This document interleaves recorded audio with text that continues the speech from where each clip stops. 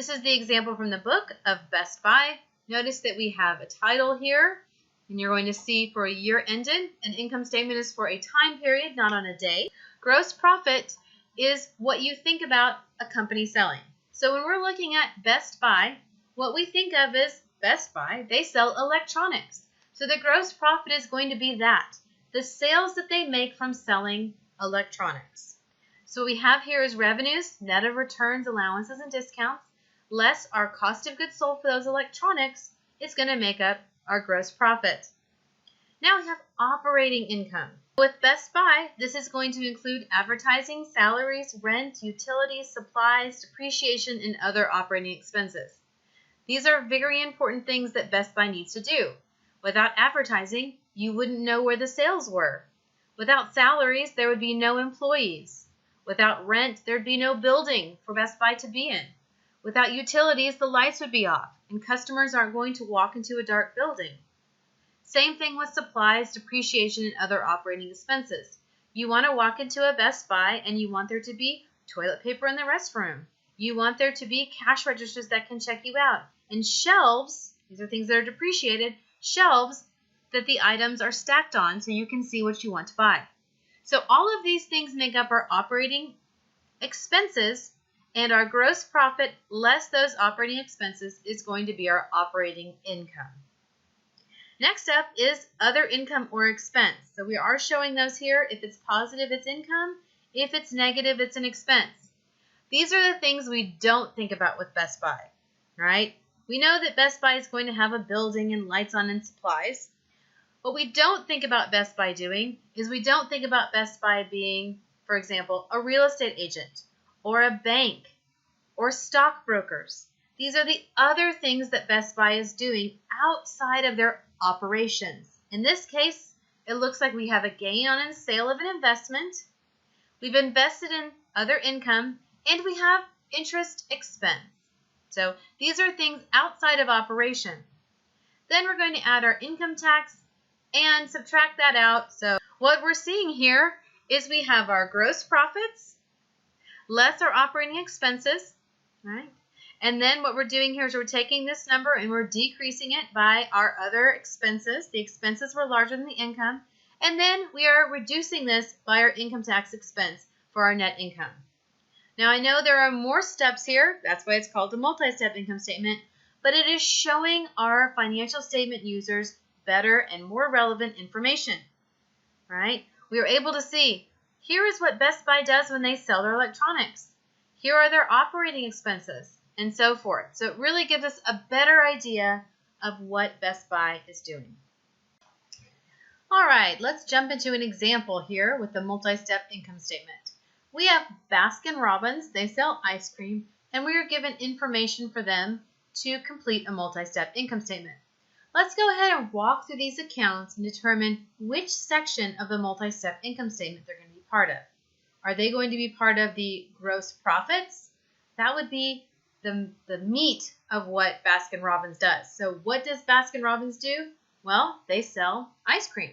So this would be the sales less the cost of goods sold for the sales of those ice cream. Then we have the operating expenses. That would be, what else does Baskin-Robbins do to operate, right? Do they have stores? Do they have employees? All of those things. Next up would be anything that's non-operating. So anything that Baskin-Robbins is doing outside of its operations and outside of selling that ice cream. And last but not least are the income tax expenses. So let's take a look at these and see what we've got. All right, so here we have salaries expense. All right, salaries expense is going to be part of that operating income, right? We need employees to operate. Here we have some inventory. Is that going to go on to an income statement? Nope, I think this is a trick.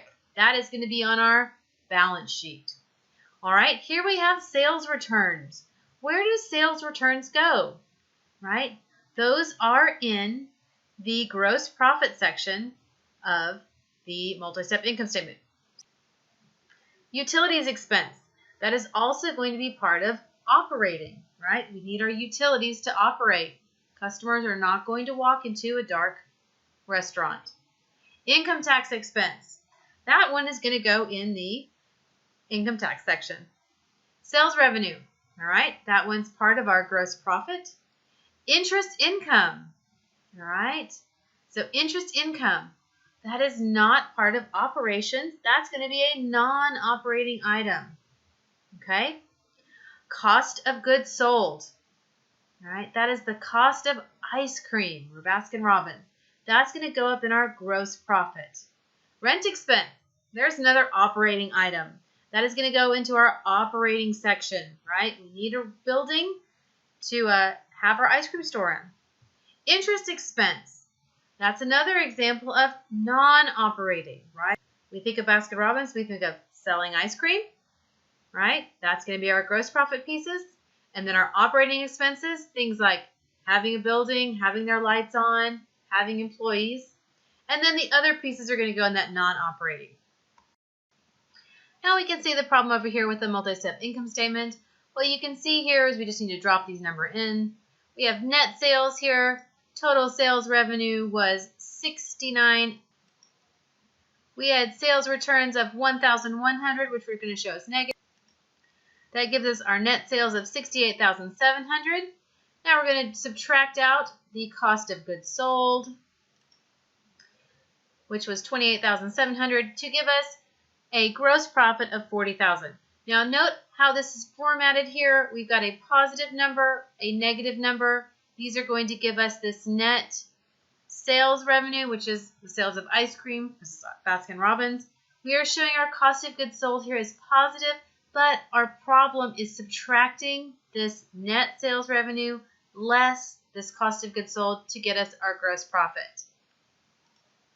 Showing you the numbers here for some of these other items. We're going to start here with our salaries expense in our operating section now. Adding that 13,700. Now we'll drop in our utilities and our rent of 6,700. This is giving us a sum here of the total of our operating expense of 24,000. Note, even though these are expenses, these are being showing with a positive number, not with the negative signs. This 40,000 less 24,000 is giving us 16,000 of our operating income. This is all of the income that it takes to operate our Baskin-Robbins. So sales of ice cream less cost of goods sold of ice cream is our gross profit. The operating expenses are the employees, the utilities, and the rent to give us total operating expense of 16,000. Let's move into our non-operating items so we can calculate our income before income taxes. We have interest income of 3,300 and we have interest expense of negative 400. Note here we are showing positive as a positive number and negative as a negative number here. These are coming together to be our total of non-operating items. Now we are showing income before income taxes. Let's take a look at this. What we have here is we have our operating income of 16,000.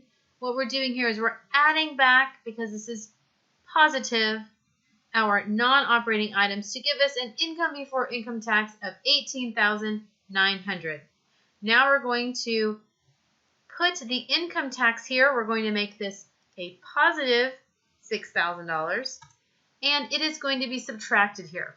So what we have is a total net income of 12,900. Just take a look at this formatting here that we're using. We're using the negatives only to show this interest expense and any kind of reductions of this net sales revenue. I hope this is helpful. Thank you, guys.